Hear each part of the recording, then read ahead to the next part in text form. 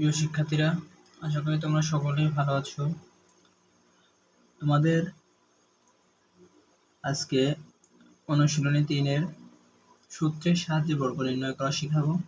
তোমরা সকলেই মনোযোগ সহকারে ক্লাসগুলো করবে।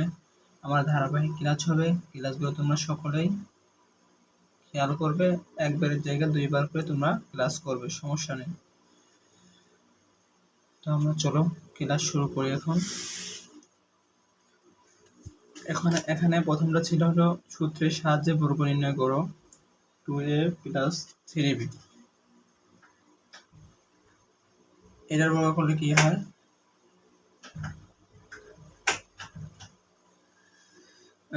2a + 3b সূত্রের সাহায্যে এটার বর্গ। সূত্রের সাহায্যে বর্গ আমরা যদি এটা করি, আমরা তো আগে থেকে জানতাম এটা সূত্র হলো বর্গ বলতে কি a + b whole square, a square + 2ab + b square.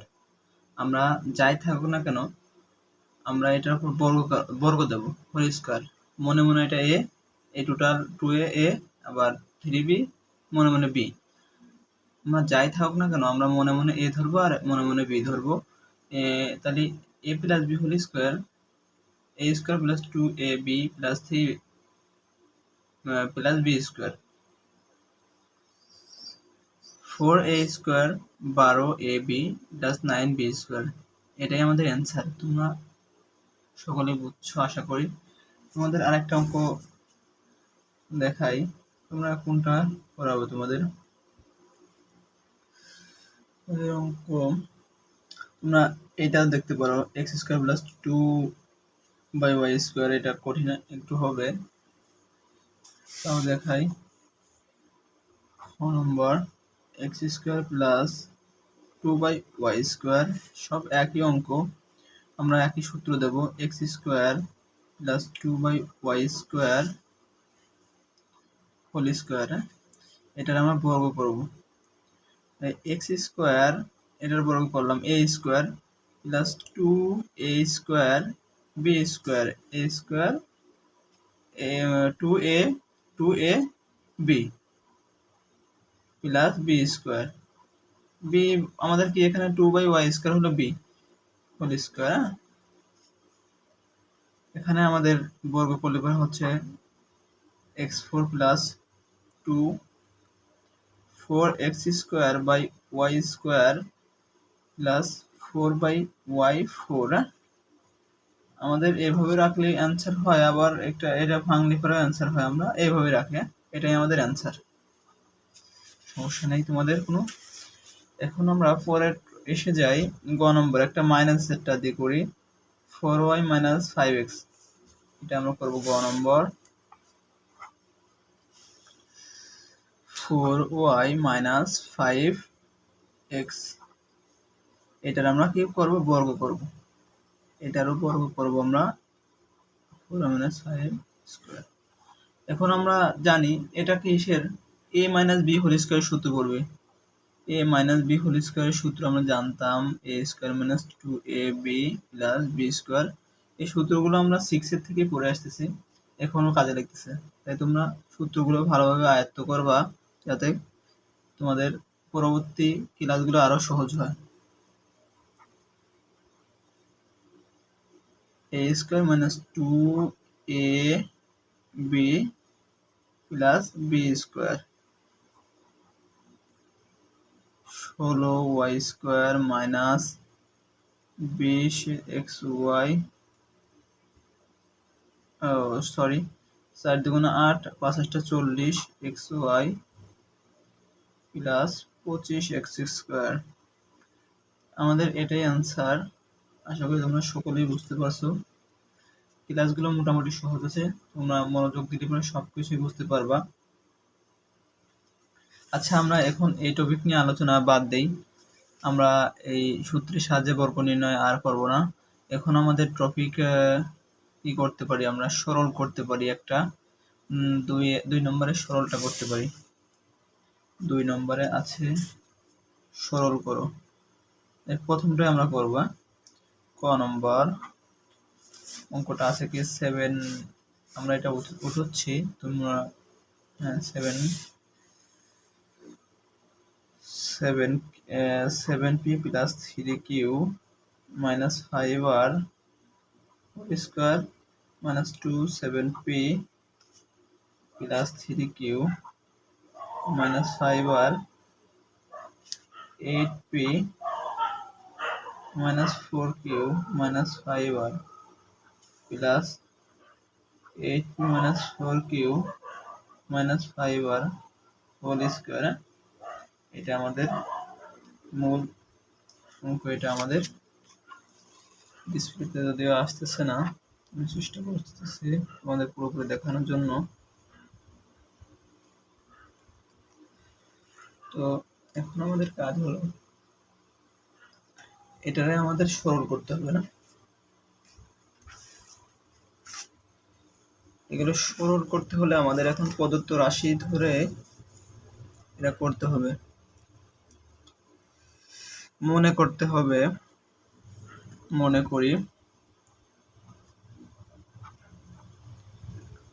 করি 7p plus 3q minus 5r সমান a। 7p প্লাস 8, সরি এটা তো আরেকবার আছে, আমরা এটাই লিখতেছিলাম 8p minus 4q minus 5r। এটা আমাদের আরেকটা আছে আলাদা, এটা a ধরলাম, এটা b ধরলাম, যেহেতু দুটো আলাদা আলাদা, এক্ষেত্রে আমরা এখন প্রদত্ত রাশি লিখতে পারি। প্রদত্ত রাশি তাহলে আমরা এটা ধরে নিয়েছি a square minus 2 a square minus 2ab plus b square. এখন আমাদের সূত্রটা আসতেছে কি, এই সূত্রটা হচ্ছে a minus b whole square সূত্র। হ্যাঁ, আমাদের বুঝতে হবে যে এটা কি সূত্র বললো, a minus b whole square সূত্র হলো a square minus 2ab plus b square. আমরা এগুলো জানি। এখন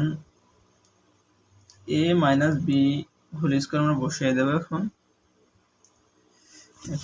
এটা বসায় দেওয়ার পর আমরা এখন মান বসায় দেবো, তাই অঙ্ক হয়ে গেল। মান বসায় দেবো তাই অঙ্ক হয়ে গেল আমাদের 7p plus 3q minus 5r minus 8p minus 4q minus 5r whole square. আমাদের মানগুলো আমরা বসিয়ে দিলাম। এখন আমরা এই মাঝখানের মাইনাসটা দিয়ে আমরা চিহ্ন পরিবর্তন করে দেব। 8p plus 4q plus 5r square. এখন আমরা কাজ করব 7p, 5r আর 5r কেটে গেল, 4q আর 3q হলো 7q মাইনাস q। আমরা আগে 7q দিয়ে, যেহেতু এটা প্লাস আছে, 7q মাইনাস হলো q। 8 মাইনাস 8p তে 7p বাদ দিলে মাইনাস q p থাকে। এটা আমরা বর্গ করতে পারি, এখানে হোল স্কোয়ার উপরে আছে, এটা হতে পারে। এখন আমরা আবার সূত্র ফেলাবো, a minus b whole square সূত্র ফেলাবো। তাহলে a square minus 2ab plus b square, 7 7 49 u square minus 14 pq plus p square. Answer আমাদের এভাবে লেখা যায়। আবার একটু যদি আমরা সাজায় লিখি, p square minus 14 pq plus 49 q square. Answer এভাবে লেখা যায়, সমস্যা নেই, এভাবে লিখলে একটু ভালো দেখা যায়।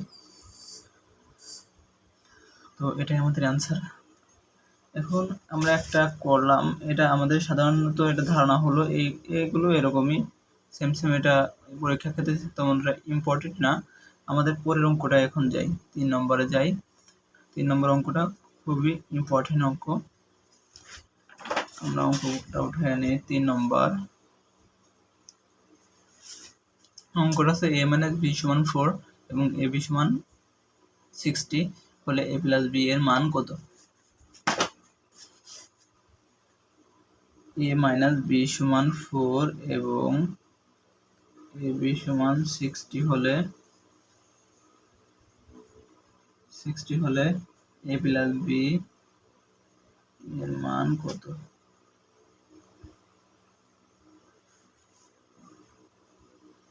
এখন আমাদের সূত্র ফেলাতে হবে। এই সূত্রগুলো আমাদের সবারই জানতে হবে।